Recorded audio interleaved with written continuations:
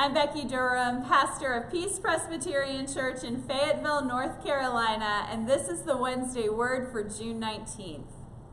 This past Sunday, we kicked off our summer sermon series, Faces of Our Faith. Throughout the summer months, we will meet men and women whose stories are told in the Old and New Testament boldly, but we often don't remember that they are there or they're not very familiar to us.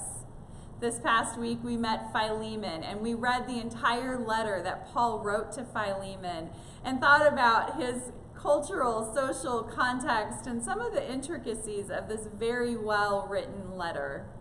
This coming Sunday, we will meet the Hebrew midwives, Shiphrah and Puah. We'll go all the way back to Exodus 1 to do that. And then on June 30th, we will have an interactive Faces of Our Faith worship experience. It will be different than any other Sunday of this sermon series, and I hope that you will join us for that. And then, of course, in July and August, we will meet many other Faces of Our Faith. This Sunday, we're in Exodus 1 and 2, and we are meeting the Hebrew midwives, Puah and Shiphrah. Exodus 1:8 through chapter 2:10. Listen now for the word of God. Now a new king arose over Egypt who did not know Joseph. He said to his people, "Look, the Israelite people are more numerous and more powerful than we. Come, let us deal shrewdly with them, or they will increase, and in the event of war, join our enemies and fight against us and escape from the land." Therefore they set taskmasters over them to oppress them with forced labor. They built supply cities, Pithom and Ramses, for Pharaoh. But the more they were oppressed, the more they multiplied and spread, so that the Egyptians came to dread the Israelites.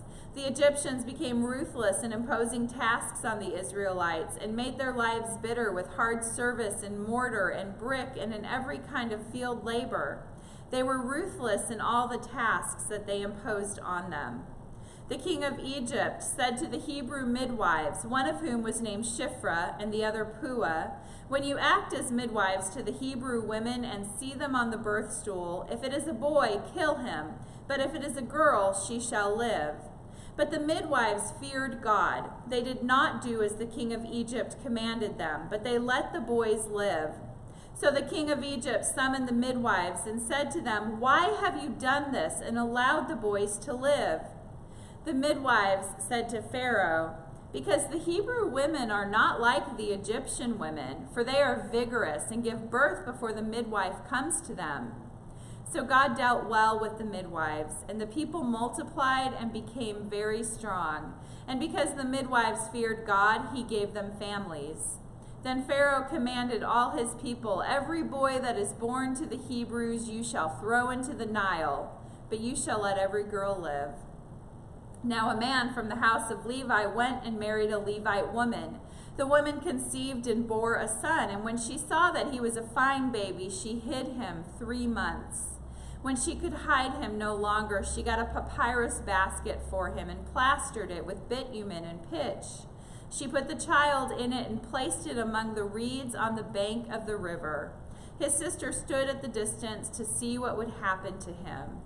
The daughter of Pharaoh came down to bathe at the river, while her attendants walked beside the river. She saw the basket among the reeds and sent her maid to bring it.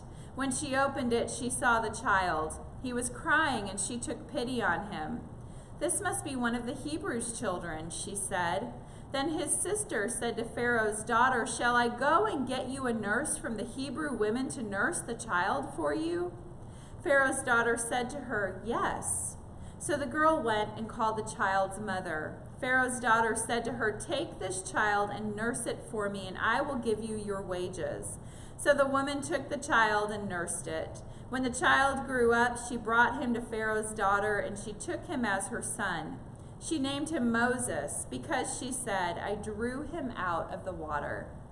This is the word of God for the people of God. Thanks be to God. This Sunday, we will gather to worship at Peace Presbyterian Church at 11 a.m. Now, right after the worship service, we have a very brief congregational meeting that we hope all of our members will be sure to be here to attend. At 9:45, we have Sunday school, and after that short meeting, we will have food and fellowship in the fellowship hall. If you are looking for a church to call home or a place to hear some really great stories this summer, I hope that you will join us. May God bless you and keep you this day and every day.